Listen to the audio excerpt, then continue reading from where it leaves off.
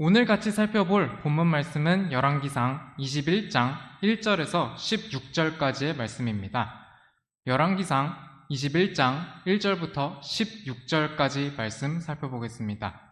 내용이 길어서 우선 열왕기상 21장 1절에서 4절까지의 말씀만 같이 읽고 시작하겠습니다.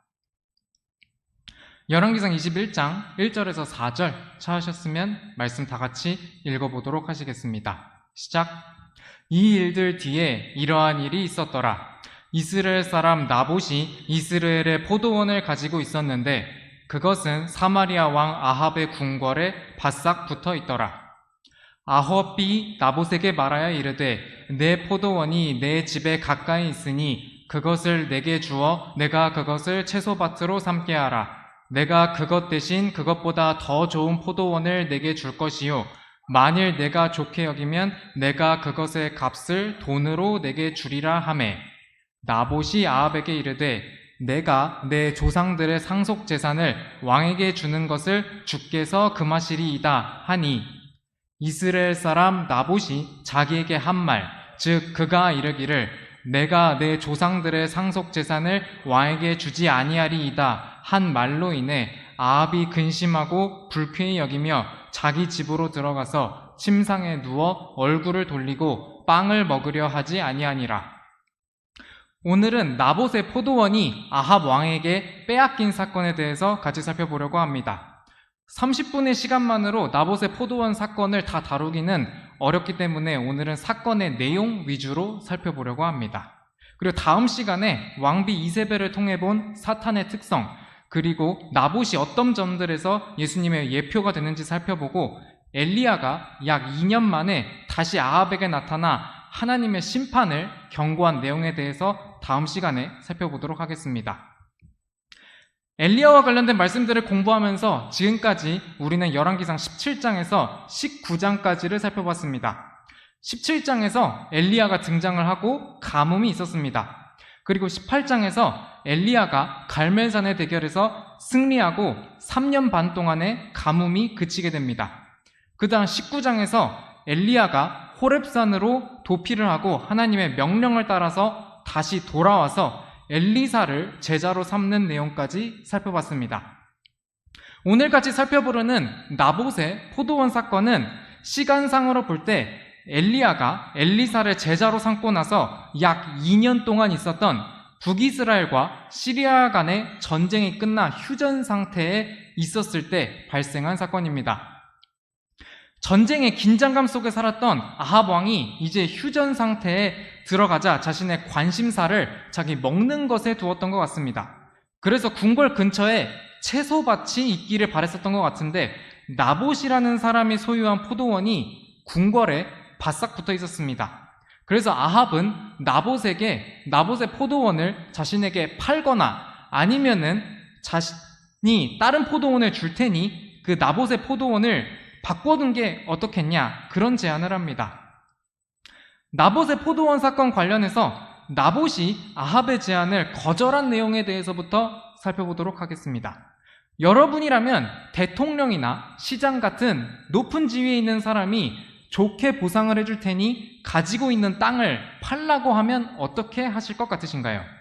땅을 뺏는 것도 아니고 값을 좋게 쳐서 보상을 준다고 하니 굳이 지위 높은 사람들과 마찰할 필요가 없다고 느끼고 팔 수도 있을 것입니다. 하지만 나봇의 경우에는 자신의 포도원을 팔지 않았습니다. 그리고 나봇의 말을 살펴보면 열왕기상 21장 3절에서 내 조상들의 상속 재산을 왕에게 주는 것을 주께서 금하시리이다 라는 이유를 찾을 수 있습니다. 이스라엘 사람이 아닌 우리에게는 이 이유가 이상해 보일 수 있습니다. 그래서 나봇이 포도원을 팔지 않겠다고 한 이유를 살펴보기 위해 이스라엘에게 주어진 하나님의 명령에 대해서 먼저 같이 살펴보겠습니다. 땅을 이스라엘에게 상속재산으로 주신 것은 하나님께서 모세에게 명령하신 것이었습니다. 민수기 26장 53절에 보면 하나님께서 상속재산으로 땅을 나누어 줄지니라 라고 명령하신 것을 볼 수 있습니다. 그리고 55절 말씀을 이어서 보면 다시 한번 땅을 조상들 지파 이름에 따라 상속받게 제비 뽑아 나누게 하신 것을 알 수 있습니다. 이 명령을 여호수아가 가나안 땅을 정복한 후에 실행해서 땅이 배분이 되었습니다. 그래서 나봇은 아합 왕이 땅을 팔라고 제안을 해도 하나님께서 말씀하신 것처럼 땅을 상속 재산으로 여기고 팔지 않았던 것입니다. 여기에 추가적으로 하나님께서 땅을 팔지 못할 것에 대한 명령을 주셨습니다. 레위기 25장 23절 읽겠습니다. 땅은 영원히 팔 수 없나니 이는 땅이 내 것이며 너희는 나그네요 나와 함께하는 체류자이기 때문이니라. 이스라엘 백성들이 가나안 땅을 정복해서 땅을 갖게 되었지만 그 땅은 하나님께서 허락하셔서 나그네였던 이스라엘 백성들이 받게 된 땅입니다. 땅의 실소유주는 실제로는 하나님인 것입니다. 땅의 실소유주인 하나님께서 이스라엘 백성들에게 땅을 나눠주시고 땅을 팔 수 없도록 하셨기 때문에 이스라엘 백성들은 땅의 매매를 하지 않는 것이 하나님의 명령을 따르는 것이었습니다. 하지만 나봇이 제안을 거절한 후에 아합 왕은 인정을 할 수 없었습니다. 열왕기상 21장 4절 제가 다시 읽어보겠습니다. 아합이 근심하고 불쾌히 여기며 자기 집으로 들어가서 침상에 누워 얼굴을 돌리고 빵을 먹으려 하지 아니하니라. 아합은 장난감이나 인형을 사달라고 조르다가 갖지 못하니까 투정 부리는 아이처럼 행동을 합니다. 그래서 아합은 이불 속에 들어가서 토라진 아이처럼 침상에 누워서 빵도 먹지 않습니다. 어쩌면 하나님을 경외하는 태도가 없던 아합은 나봇이 자기의 제안을 거절한 이유에 대해서 전혀 이해를 못했을 수도 있을 것 같습니다. 아합이 해야 했던 것은 나봇의 말을 듣고 하나님의 말씀을 찾아보는 것이었습니다. 하지만 아합은 하나님의 말씀을 구하지 않고 오히려 자기 탐욕에만 마음이 사로잡혔던 것으로 보입니다. 성경은 탐욕에 대해서 우상숭배라고 강하게 경고합니다. 골로새서 3장 5절 읽겠습니다. 그러므로 땅에 있는 너희 지체들을 죽이라. 그것들은 음행과 부정함과 무절제한 애정과 악한 욕정과 탐욕인데 탐욕은 우상숭배니라. 우리들은 살면서 이것저것 부족함을 느낄 때 아니면 반짝이고 화려한 것들을 볼 때 또는 남과 비교를 하게 될 때 욕심과 탐심을 갖게 되는 경우들이 있습니다. 그렇다면 우리가 어느 정도로 만족해야 하는지에 대한 기준을 성경은 무엇이라고 말하고 있을까요? 우리의 만족의 기준에 대한 내용들을 같이 살펴보겠습니다. 먼저 먹을 것과 입을 것이 있으면 만족해야 합니다. 디모데전서 6장 8절 읽겠습니다. 먹을 것과 입을 것이 있으면 우리가 그것으로 만족할 것이니라. 이 말씀을 보면 우리의 만족의 기준이 간단합니다. 먹을 것과 입을 것이 있으면 만족하라고 합니다. 우리가 살 곳이나 머물 집은 만족의 기준에 없습니다. 인간의 삶의 기본이 의식주라고 배우고 우리나라 같이 부동산이 재산을 키우는데 필수라고 많이들 여겨지는 곳에서는 참으로 만족하기 어려운 기준일 수 있습니다. 하지만 오히려 반대로 생각하면 우리는 성경에서 말하는 만족의 기준을 한참 뛰어넘도록 많은 것들을 소유하며 살고 있습니다. 뉴스들을 보면 아직도 먹을 한 끼 식량을 구하기 힘들고 마실 깨끗한 물을 구하기 힘들고 해진 옷을 대신할 새 옷 구하기 힘든 절대 빈곤 상태에 있는 사람들이 세계에 참 많이 있습니다. 우리가 현재 대한민국 안에 살면서 어쩌면 서로를 비교하면서 보니까 내가 가진 것이 별로 없어 보일 수도 있습니다. 우리는 우리가 가진 것들을 돌아보고 감사를 되찾는 것이 필요하겠습니다. 성경의 다른 말씀도 찾아보겠습니다. 히브리서 13장 5절 읽겠습니다. 너희의 행실을 탐욕이 없게 하고 너희가 가진 것들로 만족하라. 그분께서 이르시되 내가 결코 너를 떠나지 아니하고 너를 버리지 아니하리라 하셨느니라. 실제로 우리가 가진 것들을 돌아보면 우리는 감사할 것들을 정말 많이 가지고 있습니다. 세계를 봐도 또 우리나라 역사를 봐도 우리는 현재 가장 풍요로운 시대를 살고 있습니다. 그래서 우리는 탐욕이나 불평, 불만이 아니라 감사함으로 이 세상을 살아가야 할 것입니다. 그리고 여기 말씀처럼 내가 결코 너를 떠나지 아니하고 너를 버리지 아니하리라 하는 이 약속이 있기에 우리는 혹여 먹을 것과 입을 것이 부족해지는 상황에서도 주님을 기뻐할 수 있습니다. 이와 관련된 구약의 대표적인 사례가 하박국 대언자의 사례입니다. 하박국 대언자의 상황과 고백이 하박국 3장 17절에서 19절에 잘 나와 있습니다. 제가 읽도록 하겠습니다. 비록 무화과 나무가 꽃을 피우지 못하고 포도나무에 열매가 없으며 올리브나무에 수고의 산물이 없고 밭이 먹을 것을 내지 아니하며 우리에게 양떼가 끊어지고 외양간에 소떼가 없을지라도 나는 주를 기뻐하며 내 구원의 하나님을 기뻐하리라. 주 하나님은 나의 힘이시니 그분께서 나의 발을 암사슴의 발 같게 하사 나를 나의 높은 곳들에서 다니게 하시리라. 하박국 대언자가 활동하던 때는 갈대아 사람들을 통해 남유다가 심판을 받고 있던 먹고 살기 어려운 때였습니다. 이때 하박국 대언자는 그렇게 어려운 상황에서도 주를 기뻐하며 내 구원의 하나님을 기뻐하리라는 고백을 합니다. 하박국 대언자가 이렇게 놀랍고 보통 사람들은 하지 못할 고백을 할 수 있었던 이유는 주 하나님은 나의 힘이 되시는 분이라는 믿음이 있었기 때문입니다. 신약에서도 유사한 사례가 있는데 바로 사도 바울의 고백입니다. 빌립보서 4장 11절 12절 읽겠습니다. 내가 궁핍해서 이런 말을 하는 것이 아니니라. 내가 어떤 처지에 있든지 거기에 만족하는 것을 내가 배웠노라. 내가 비천한 데 거하는 것도 알고 풍부한 데 거하는 것도 알아. 어디서나 모든 일 가운데서 배부르게 지내는 것과 배고프게 지내는 것, 풍부하게 지내는 것과 궁핍하게 지내는 것을 다 배웠노라. 사도 바울은 복음을 전하기 위해서 각종 굶고 춥고 목마르고 지친 상황들을 마주하는 경험들을 하고 나서 어디서나 모든 일에서 만족하는 것을 배우게 되었습니다. 사도 바울 역시 하박국 대언자처럼 이런 놀라운 고백을 할 수 있었던 이유는 상황이 아무리 안 좋아 보여도 나를 강하게 하시는 그리스도를 통해 내가 모든 것을 할 수 있다는 믿음이 있었기 때문입니다. 이 고백이 바로 다음 13절에 나옵니다. 우리 역시도 부하든 가난하든 배부르든 배고프든 어떤 상황에서도 하나님께서 나를 떠나시지 않겠다는 그 약속을 믿고 우리가 가진 것들에 만족하면서 탐욕의 함정에 빠지는 것을 경계해야 하겠습니다. 탐욕에 빠지면 아합의 사례에서처럼 하나님의 말씀이 마음에 들어오지 못하고 우리가 갖고 싶어하는 것이 마음을 지배해버리기 때문입니다. 다시 본문으로 돌아와서 사건을 이어서 보도록 하겠습니다. 탐욕에 빠져 토라진 아이처럼 침상에 누워서 식사도 안 하는 아합에게 이제 아내 이세벨이 찾아옵니다. 열왕기상 21장 5절에서 10절 말씀 다 같이 읽어보도록 하겠습니다. 시작.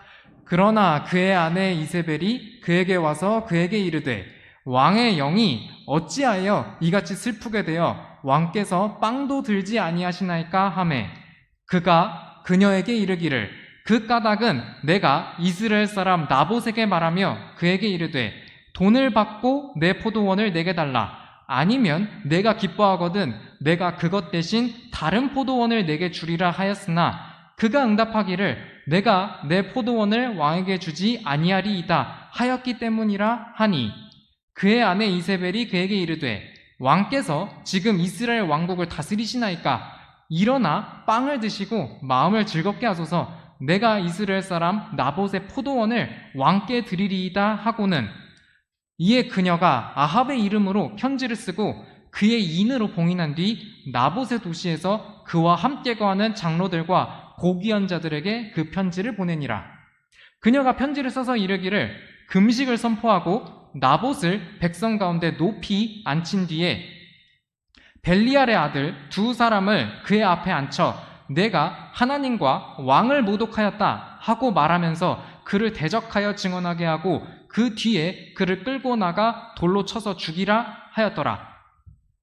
아무것도 안 하고 가만히 있는 아합에게 아내 이세벨이 다가오면서부터 사건이 급속도로 진행이 됩니다. 그래서 이세벨의 주도하에 나봇을 계략을 써서 죽이도록 이스라엘의 치리자들에게 명령이 전달되게 됩니다. 이 내용을 조금 더 상세히 살펴보도록 하겠습니다. 먼저 탐욕에 사로잡힌 아합에게 아내 이세벨이 찾아옵니다. 근데 이세벨은 이방의 시돈 출신이면서 바알 신앙을 이스라엘에 들여온 장본인입니다. 이런 위험한 동반자가 열왕기상 21장 5절 말씀에서처럼 아합에게 왜 이같이 슬프게 되어 빵도 드시지 않습니까? 라고 물으면서 사건에 개입을 하게 됩니다. 이세벨의 질문에 아합은 답변을 합니다. 그런데 이 답변에는 핵심이 빠져 있습니다. 열왕기상 21장 6절을 보면 나봇이 아합에게 한 대답에서 중요한 거절 사유가 드러나 있지 않습니다. 아합은 나봇이 내가 내 포도원을 왕에게 주지 아니하리이다 라고 말했다고 했습니다. 그런데 이 말만 보면 나봇이 단지 그냥 이유 없이 싫어서 거래를 하지 않은 것처럼 됩니다. 나봇은 조상들의 상속재산인 땅을 줄 수 없고 또한 땅을 거래하는 것을 금하는 율법을 따라 대답을 했던 것인데 아합의 말에는 이런 핵심적인 거절 사유가 드러나 있지 않습니다. 아합의 마음속에는 하나님의 말씀이 들어있지 않았기 때문에 이런 사유가 전혀 머릿속에 남아있지 않았는지도 모르겠습니다. 그런데 이렇게 핵심이 빠진 아합의 대답에 왕비 이세벨이 발끈해서 말합니다. 제가 열왕기상 21장 7절 읽겠습니다. 그의 아내 이세벨이 그에게 이르되 왕께서 지금 이스라엘 왕국을 다스리시나이까? 일어나 빵을 드시고 마음을 즐겁게 하소서. 내가 이스라엘 사람 나봇의 포도원을 왕께 드리리이다 하고는, 이 말에서 우리는 이세벨의 왕권 사상을 엿볼 수 있습니다. 이세벨은 이방 시돈 출신으로서 왕이면 자기 마음대로 뭐든지 해도 된다는 생각을 가지고 있었던 것 같습니다. 그래서 이렇게 나봇이 포도원을 주지 않겠다는 얘기를 듣자 아무것도 안 하고 있는 아합에게 답답한 듯이 왕께서 지금 이스라엘 왕국을 다스리시나이까? 라는 질문을 합니다. 그런데 이스라엘 왕은 원래 세상의 왕들과는 다르게 주어졌습니다. 이스라엘의 왕은 하나님을 두려워해야 하는 것이 기본이었습니다. 신명기 17장에서는 이스라엘의 왕이 어떻게 해야 하는지에 대한 사항들이 여러 가지 나옵니다. 그 중에 19절을 보면 율법 사본을 자기 곁에 두고 평생토록 그 안의 것을 읽어 주 자기 하나님 두려워하기를 배워야 한다는 내용이 있습니다. 그런데 이세벨은 아합에게 하나님 두려워하는 것과 반대로 왕 마음대로 할 수 있는 왕의 권리를 주장했던 것입니다. 아합에게 있었던 이러한 위험한 동반자 이세벨을 통해 우리는 영적으로 사탄의 특성들을 배울 수 있습니다.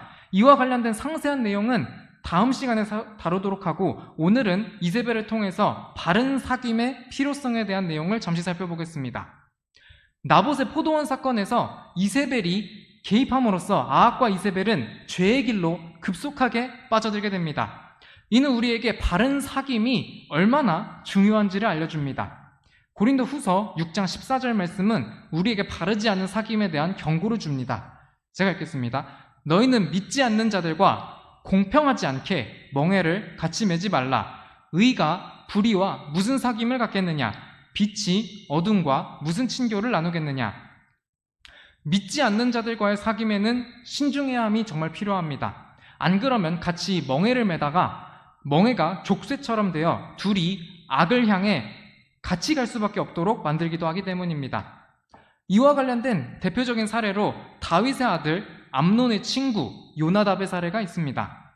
이 요나답이라는 친구는 사무엘기하 13장 3절에서 심히 간교한 사람으로 소개가 됩니다. 그리고 이 사람은 다말을 사랑하는 암논에게 계책을 알려주고 거짓말을 통해서 암논이 다말과 함께할 수 있는 기회를 마련해 줍니다. 하지만 이 계책은 결국에 암논이 다말을 강제로 욕보이게 하는 비극적인 사건을 유발시켰습니다. 결국 암논은 분노한 다말의 오라비 압살롬에 의해 죽임을 당하게 되고 다윗의 집안에는 분란이 끊어지질 않게 됩니다. 이 사례는 아합과 이세벨의 관계처럼 바르지 않은 사귐이 사람을 어떻게 파멸로 이끄는지를 보여줍니다. 이제 이세벨의 주도하에 꾸민 계략이 어떻게 되었는지 본문으로 돌아와 사건을 살펴보도록 하겠습니다. 열왕기상 21장 11절에서 16절 제가 읽겠습니다. 그의 도시 사람들, 즉 그의 도시 거주민들인 장로들과 고귀한 자들이 이세벨이 자기들에게 보낸 대로 행하되 그녀가 자기들에게 보낸 편지에 기록된 대로 행하여 금식을 선포하고 나봇을 백성 가운데 높이 앉히매 벨리알의 자손 두 사람이 들어와 그의 앞에 앉으니라. 그 벨리알의 사람들이 백성의 눈앞에서 그 사람 곧 나봇을 대적하여 증언하며 이르기를 나봇이 하나님과 왕을 모독하였다 하매 이에 그들이 그를 도시 밖으로 끌고 나가 돌로 쳐서 죽이고 그 뒤에 이세벨에게 사람을 보내어 이르기를 나봇이 돌에 맞아 죽었나이다 하니라.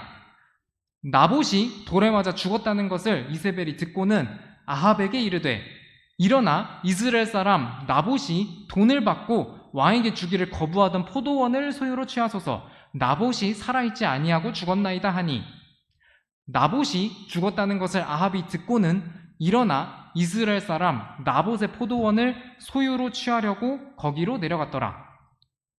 이세벨의 계략 편지를 받은 이스라엘의 치리자들은 결국 이세벨의 명대로 행해서 나봇을 계략으로 죽이게 됩니다.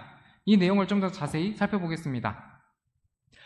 이스라엘 치리자들이 이세벨의 편지를 받고 읽었습니다. 그리고 이 사람들은 이세벨의 그 편지 내용을 따르기로 합니다.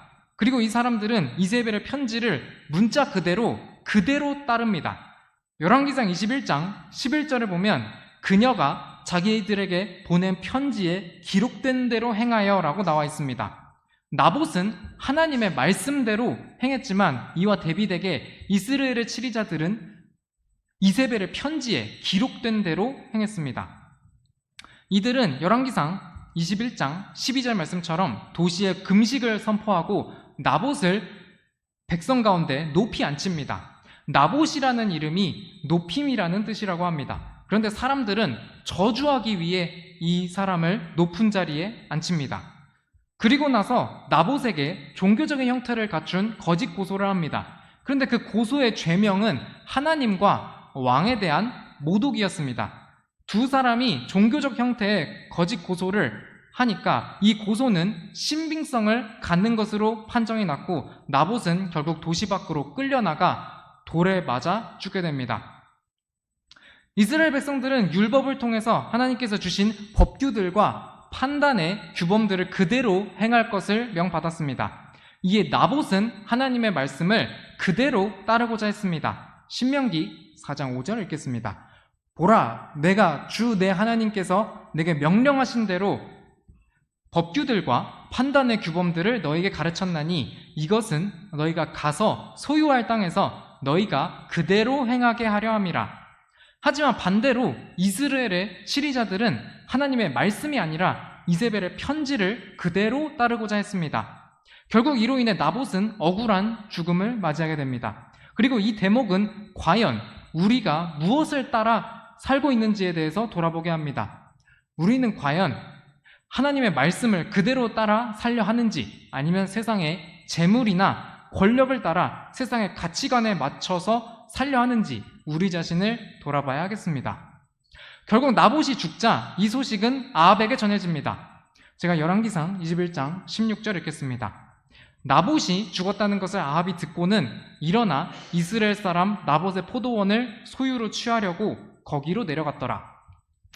아합은 나봇의 죽음 소식을 듣고 갑자기 나봇이 어쩌다가 죽었는지 확인도 하지 않았습니다. 단지 나봇의 포도원을 갖고 싶다는 그 욕망에 휩싸여서 아합은 왕의 체면 상관없이 곧바로 움직여서 나봇의 포도원을 취하려고 가게 됩니다. 오늘은 빼앗긴 나봇의 포도원 사건에 대해서 스토리 위주로 살펴봤습니다.